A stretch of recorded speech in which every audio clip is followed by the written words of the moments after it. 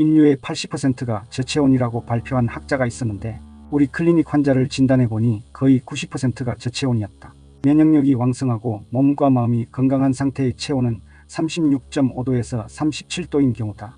체온이 35.5도까지 내려가면 배설 기능 저하, 자율신경 실조증, 알레르기 증상 등이 나타난다. 35도는 암세포가 가장 많이 증식하는 온도다. 34도는 죽느냐 사느냐의 경계 체온이다. 하루 중 가장 사망률이 높은 시간은 오전 3시에서 5시 사이다.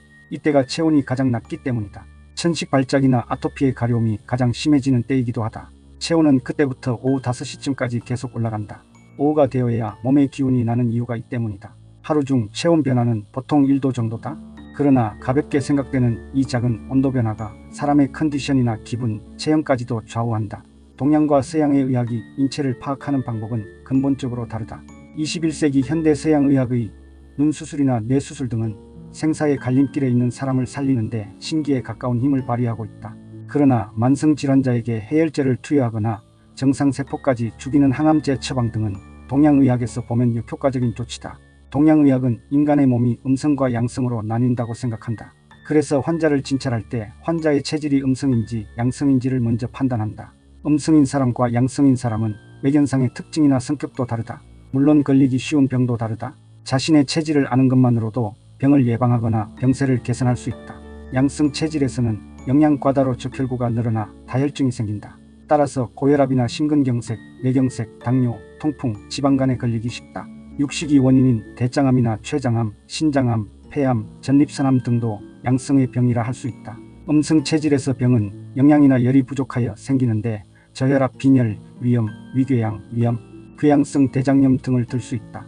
우울증, 정신병, 자살 등도 음의 마음에서 생긴다. 우리 몸은 열을 생산하는 메커니즘을 갖추고 있다. 그런데도 현대인의 체온은 왜 계속 내려갈까? 그 이유는 6가지 정도로 볼 수 있다. 운동 부족, 스트레스, 목욕 습관, 과식, 과도한 수분 섭취, 그리고 약의 오남용이다. 가끔 음성 체질인 사람이 자신을 양성 체질로 알고 있는 수가 있다. 얼굴에 열이 나고 손발이 뜨거우니 양성 체질이라고 주장하는 것이다. 그러나 그의 아랫배를 관찰하면 차갑다. 배꼽 아래의 혈액순환이 잘 안 되는 것이다. 특히 정맥순환이 잘 안 되어 생기는 현상을 한방에서는 어혈이라고 한다. 어혈이 보내는 신호는 다음과 같다. 배가 차다, 손바닥이 빨갛다, 얼굴이나 흉부에 모세혈관이 드러나 보인다. 얼굴이 보랏빛 섞인 붉은 빛이다. 조금만 움직여도 땀이 난다. 발이 잘 붓는다 등이다. 혈액 오염 현상인 어혈은 다양한 병의 원인이 된다. 혈액이 오염되면 요산이나 요소질소, 유산 등 다양한 노폐물이 혈액 속에 늘어난다. 60쪽의 세포에 더러운 피가 공급되니 세포가 아픈 것은 당연하다. 두드러기, 아토피 피부염, 기관지염, 방광염, 동맥경화, 고혈압, 결석, 혈전, 암 등이 그것이다. 발진이 날 때 스테로이드 호르몬제나 항히스타민제로 증상을 억제하는 것은 해결책이 아니다. 몸을 따뜻하게 하는 갈근탕 같은 약을 먹어야 한다. 염증이 있는 사람은 열이 나고 식욕이 없어진다. 이럴 때 해열제를 주고 억지로 음식을 먹으라고 한다. 하지만 이것은 오히려 역효과만 낸다. 열은 노폐물을 태우는 것이며 식욕부진은 과식을 멈추게 하는 역할을 한다. 서양에서는 세균 등 염증성 병원균을 퇴치하고자 항생물질 개발에 힘을 쏟고 있다. 그런데 세균은 쓰레기 더미 같은 더러운 곳에서 번식한다. 세균의 사명은 죽거나 불필요한 것들을 분해하는 일이다. 몸속에 세균이 들어와 병을 일으켰다는 것은 혈액이 오염되었다는 것이다. 그러니 갈근탕 등의 약을 먹고 땀을 내 오염물질을 밖으로 내보내야 한다. 그러나 연로하거나 허약한 사람은 오염된 혈액을 발진이나 염증으로 정화하기 어렵다. 염증이 심화하면 동맥경화나 고혈압으로 발전한다. 서양의학에서는 고혈압에 대해 혈관확장제 등을 처방한다. 이러는 경우 시간이 아무리 흘러도 혈액은 깨끗해지지 않는다. 오히려 콜레스테롤이나 중성지방, 요산 등의 증가로 혈액은 오염물질로 덩어리가 되는데 이를 혈전이라 한다. 또 혈액에서 만들어지는 담즙과 오줌도 진하고 흐름이 나빠져 굳어진다. 이렇게 굳어진 담즙은 담석이 되고 굳어진 오줌은 요로 결석이 된다. 발진이나 염증, 동맥경화, 혈전 등을 양약으로 아무리 억눌러도 혈액은 깨끗해지지 않는다.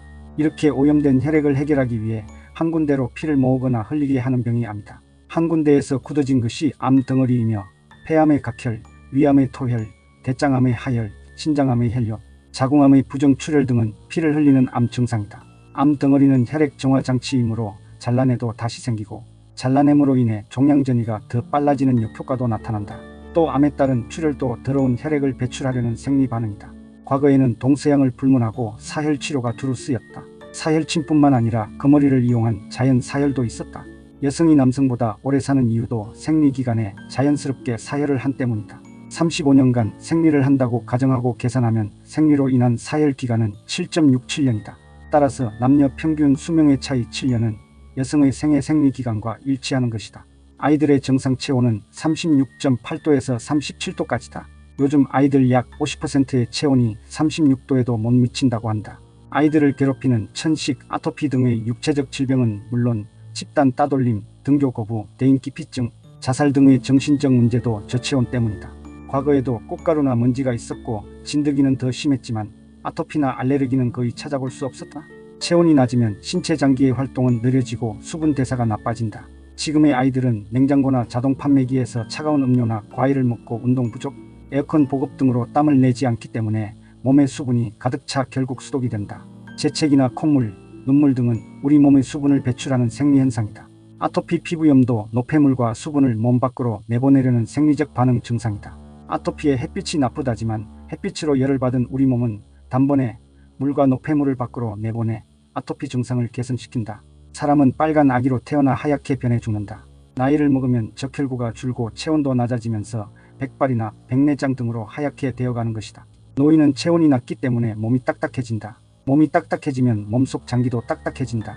그래서 동맥경화, 고혈압, 뇌경색, 심근경색, 암 등의 병이 생기는 것이다. 그런데 최근 아이들에게도 고혈압이나 비만, 고지혈증, 당뇨, 암, 신장염, 위궤양 등의 성인병이 늘어나고 있다. 이것은 아이들에게서도 노화가 진행되고 있다는 신호다. 평균 수명이 늘어난다고 해도 이렇게 일찍 노화가 시작되는 아이들의 장래는 불안할 수밖에 없다. 지금처럼 아이들의 저체온화가 계속된다면 앞으로는 부모보다 자식이 먼저 죽는 일이 흔치 않게 될지도 모른다. 체온 낮은 것을 우습게 보지 말고 체온을 높이도록 체질을 개선해야 한다.